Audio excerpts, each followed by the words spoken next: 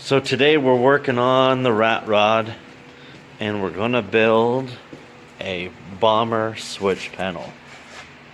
Here we go. So the first thing I did is I went down to my local hardware store and I grabbed some of these, a lot of these actually. But then once you get those, you're gonna want to make a template. And so each one will go one, one. So two of them will cover one, or three of them will cover two, so on and so forth. But when you're building this, make sure that it fits your dash, because this one doesn't. So what I did is I took a piece of cardboard that actually fit in the spot and cut it out to the size I needed, and then just marked it to every one that I needed. So then I ended up splitting half in the top and half at the bottom. And then once you do that, you're going to get your piece of metal. It's going to be the right size, and then you're going to mark that. And then so I just moved this to this, and then once I got them all cut out, I started bending it.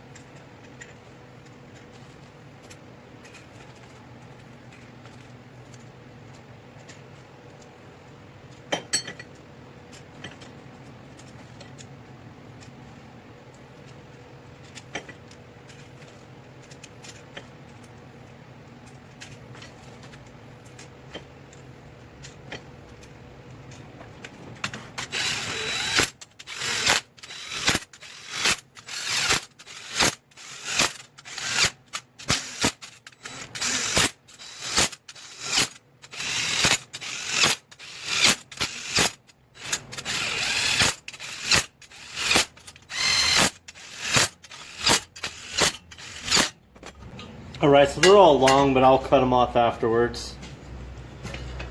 Alright, so now I don't have all of the switches either. They're on order, but let's get one in. It's the only one I got. These are all 1/2-inch holes, except for here. This one is going to be for the secondary start button. The rest of all of these are going to be 1/2-inch.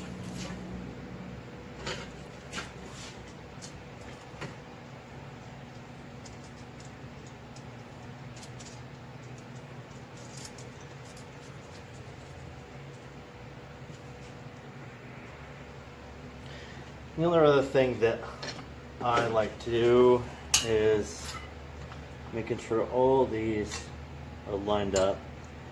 It's an OCD thing, but you can do whatever you want. Plus, it helps tighten them a little bit more than what they were.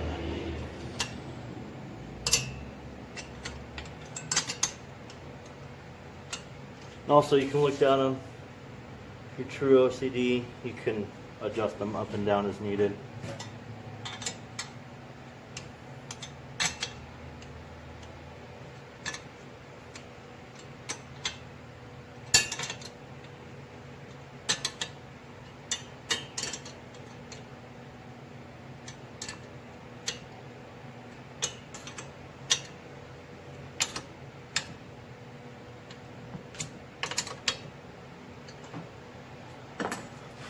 Alright, I'm probably going to drill like 1 or 2 holes in here to get some self-tapping screws started. See you in a second. Alright.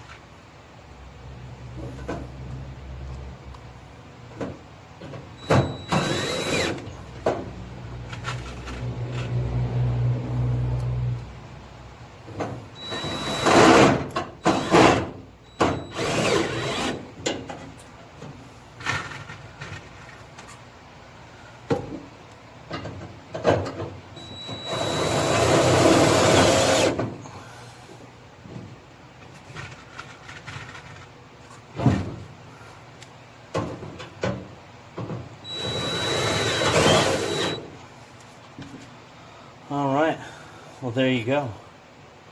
There's your Bomber fuse panel, or switch panel. You can put anything in there you want.